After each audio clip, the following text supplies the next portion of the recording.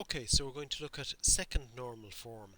So at this point in time, the tables that we're concerned with are already in first normal form, and the second normal form we may have to do or may not. And the critical thing here is whether there are any composite keys involved. Now, just looking at this illustration here, step 1, 2 and 3, normal form 1, 2 and 3.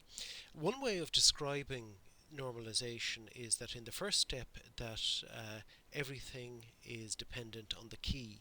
In the second one, the second normal step, everything is dependent on the whole key, and in the third normal step, which we haven't got to yet, it'll be a separate video, it'll be nothing but the key. So the key, the whole key, and nothing but the key. Okay, let's concern ourselves now with the second normal form. So uh, we must have done the first normal form to get to this point. These things must be done in sequence. Now, if we don't have composite keys, then maybe we can skip the second normal form. So let's take a look at what we mean here now by the keys. So we've talked about these things before. So looking at student there, there's a primary key there, and that is where a student number uniquely identifies each individual. So just looking now at the student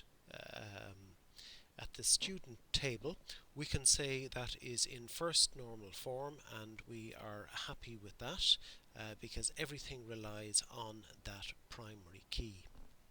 So looking now at the second table here, the module table, in order to identify a record there, we need two fields, the student number and the module. So this is our compound key, our composite key, and herein lies the problems. This is what the second normal key actually seeks to address. It doesn't like compound keys, so we're going to have to break this up, and what we're looking at here, what we're wondering about here, is about dependencies.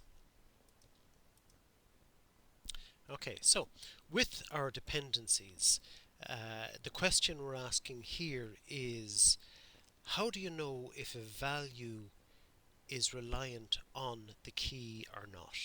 So just taking a look at student there, if I was to randomly take out a student last name, Cody for example, um, how do I know who that applies to? And the answer to that would be that I would have to get the student number to confidently say that it applies to Killian, because otherwise it could apply to his brother Martin, who isn't in the list that you see there. Okay, so looking then at our dependencies, so the first name is reliant on the student number, the last name is reliant on the student number, and the date of birth is reliant on the student number. So these are the dependencies. So looking now to the other table, the module table, with our compound primary key, with module name, how do we know what this actually applies to?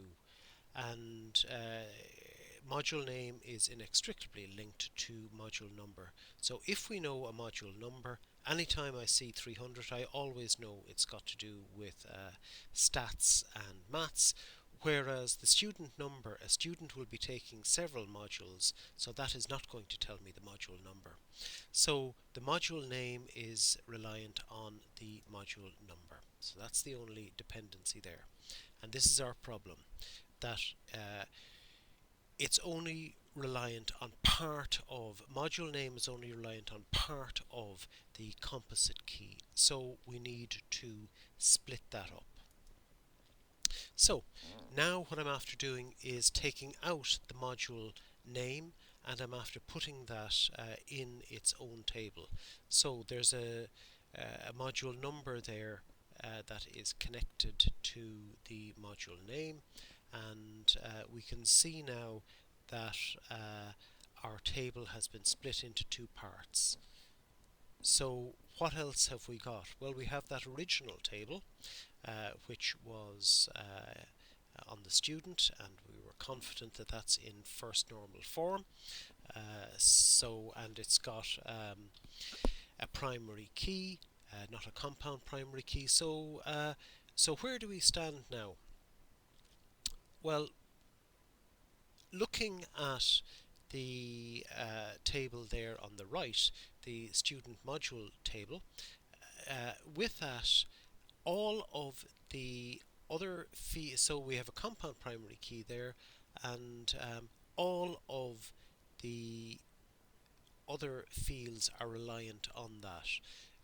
So exam date, for that you need to know who's the student and what module did they take, and the same with the result. You need these pieces of information. Okay, so let's just see then about our links. So looking at student, we can see Aidan Allen in the table student, and if we look across to the student module table, we can see that Aidan has taken 3 exams. So I'm looking just at that one piece of data, the student number, and I can see it appears once and once only in the primary key field in the table student, and you wouldn't expect it to be there anymore, otherwise it would be violating our rules, and it appears many times in the student module table. So a one-to-many relationship. And looking then at Irish literature, for example, and firstly in the module table, I can see it's in there once. It's a primary key in that particular table, and we have several students who have taken an exam on Irish literature, and we can see that appearing many times in the table student module. So we have our one-to-many relationship there. Okay, so now we are happy with this layout, and we can say now that the second point there, that we have removed fields that are not entirely dependent on both parts of the composite primary key, and in this case it was the module name that we separated out.